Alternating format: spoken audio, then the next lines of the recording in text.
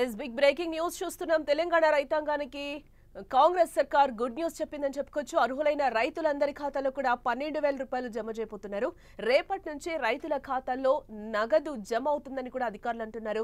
ఎకరానికి ఒక్క సీజన్కు 6,000 రూపాయల నిధులు జమ చేయబోతున్నారు. అయితే రైతు భరోసా పథకం అనేది రైతుల పెట్టుబడి కోసం రైతు బంధు పథకం స్థానంలో రైతు భరోసాను తీసుకొచ్చింది.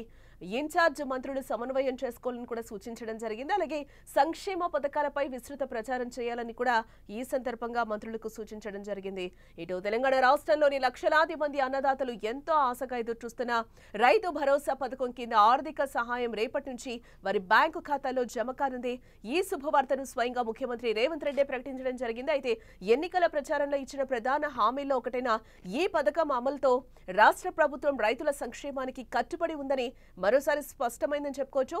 ఎకరాలతో సంబంధం లేకుండా అర్హులైన రైతులందరికీ కూడా ఎకరానికి రబీ ఖరీఫ్ సీజన్లకు 6,000 రూపాయలు చొప్పున 2 విడతల్లో 12,000 అందిస్తోంది.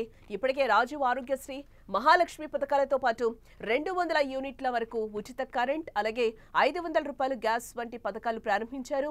రైతులకు ఇచ్చిన హామీ ప్రకారం ఇప్పటికే 2 లక్షల రుణమాఫీ కూడా చేసింది ప్రభుత్వం. ఈ క్రమంలోనే తెలంగాణ రైతులకు రేవంత్ సర్కార్ మరో గుడ్ న్యూస్ చెప్పిందని కూడా ఇక్కడ మనం చెప్పుకోవచ్చు.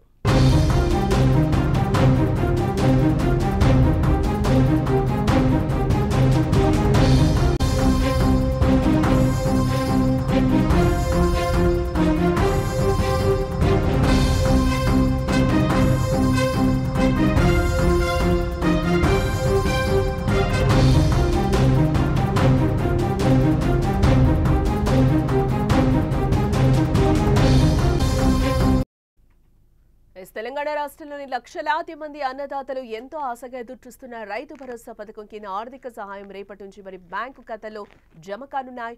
ఈ శుభవార్తను స్వయంగా ముఖ్యమంత్రి రేవంత్ రెడ్డి ప్రకటించడం జరిగింది. అయితే ఎన్నికల ప్రచారంలో ఇచ్చిన ప్రధాన హామీలో ఒకటైన ఈ పథకం అమలుతో రాష్ట్ర ప్రభుత్వం రైతుల సంక్షేమానికి కట్టుబడిందని మరొకసారి ఇక్కడ రుజువైంది.